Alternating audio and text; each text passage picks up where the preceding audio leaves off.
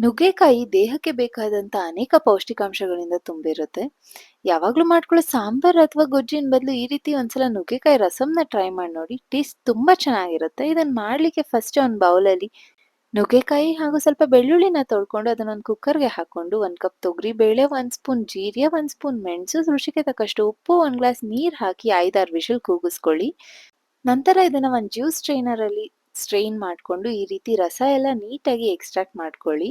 ಈ ರೀತಿ ಎಕ್ಸ್ಟ್ರಾಕ್ಟ್ ಮಾಡ್ಕೊಂಡಿರೋ ರಸಕ್ಕೆ ಒಂದು ಒಗ್ಗರಣೆ ರೆಡಿ ಮಾಡ್ಕೋಬೇಕಾಗುತ್ತೆ. ಅದಕ್ಕೆ ಬಾಣಲಿಗೆ ಎಣ್ಣೆ, ಸಾಸಿವೆ, ಜೀರಿಗೆ, ಕರಿಬೇವು, 5-6 ಒಣಮೆಣಸಿನ್ಕಾಯಿನ ಹಾಕಿ ಈ ನುಗ್ಗೆಕಾಯಿ ರಸನ ಹಾಕೊಂಡು ಅದಕ್ಕೆ ಸ್ವಲ್ಪ ಪೆಪ್ಪರ್ ಪೌಡರ್ ಹಾಕಿ, ನಂತರ ಸ್ವಲ್ಪ ನಿಂಬೆಹಣ್ಣಿನ ರಸ ಹಿಂಡಿ, ಲಾಸ್ಟಲ್ಲಿ ಸ್ವಲ್ಪ ಕೊತ್ತಂಬರಿ ಸೊಪ್ಪನ್ನ ಹಾಕೊಂಡ್ರೆ ತುಂಬಾನೇ ಟೇಸ್ಟಿ ಆ್ಯಂಡ್ ಹೆಲ್ದಿ ನುಗ್ಗೆಕಾಯಿ ರಸಂ ರೆಡಿ ಆಗುತ್ತೆ. ಬಿಸಿ ಅನ್ನಕ್ಕೆ ರಸಂ ಹಾಕೊಂಡು ಸ್ವಲ್ಪ ತುಪ್ಪ ಹಾಕೊಂಡು ತಿನ್ನೋದಕ್ಕೆ ತುಂಬಾನೇ ಚೆನ್ನಾಗಿರುತ್ತೆ.